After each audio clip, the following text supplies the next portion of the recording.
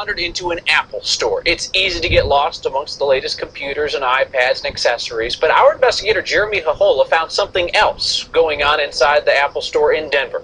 It's a scheme targeting the homeless and the poor, and Jeremy recorded the whole thing on his iPhone. With my iPhone, I watched something suspicious go down at the Cherry Creek Apple Store. Several men signing numerous contracts for numerous iPhones within hours, but then giving them over to someone else. Even an Apple Store employee appeared to play a role, giving the iPhone straight to this guy. I really didn't think about it. All I heard was $200. Yeah. I'm broke. We saw David Sauer sign his name. I got 4 sleep bags. He lives at a local park. Sauer says he was picked up by this guy who promised all of that money if he signed contracts and turned over the phones. It was 10 phones. Give me $200. He was surprised his bad credit was good enough to get contracts, but he needs cash. Hotel room, a bath, food. What did they promise you?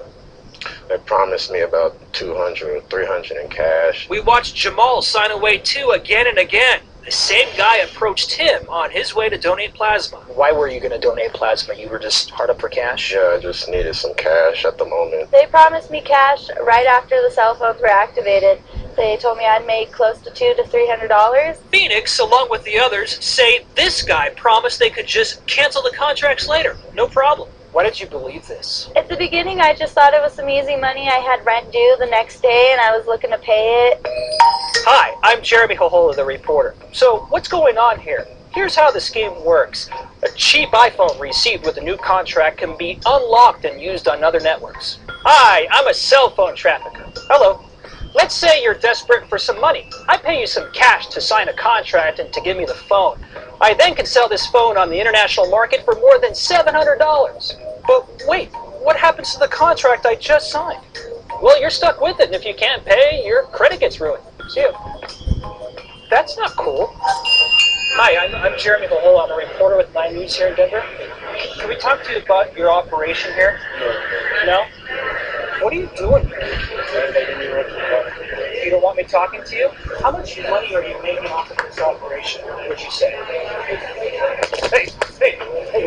After that, Apple told us to leave. And mall security kicked us out while these guys were allowed to stay. Back here in the newsroom, I found out this guy is Benji Kermani of Beverly Hills. He owns a company that sells unlocked iPhones. It appears he's exploiting the poor to make money.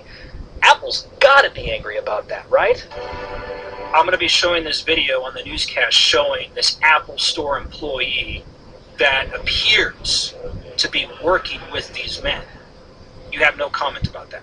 Well, I guess not. In fact, I saw Kermani and his crew back in business the very next day. He approached me. Don't call me, don't text me, don't try to add me on Instagram. But still, no explanation. You want to assault a TV reporter, we're going to call the police. Listen, I'm not going to assault you. Listen, and don't try to threaten me. Shut your mouth when I'm talking to you. After that Jerry Springer moment, I reached out to AT&T and Verizon. No comment from them either. Once we introduced the iPhone, we were seeing just rampant credit muling all over the country. Only Sprint would speak to us about what it calls credit muling. There are many laws that are being broken by this type of activity, and so Sprint has actually filed about 40 lawsuits, federal lawsuits all over the country, trying to crack down on this type of behavior. There are no current lawsuits in Denver, but in Lone Tree, Casey Parker and Aaron Chambly are facing a criminal charge of deception. Police say they convinced a mentally disabled man to sign contracts at the Park Meadows Apple Store. This scam is taking place,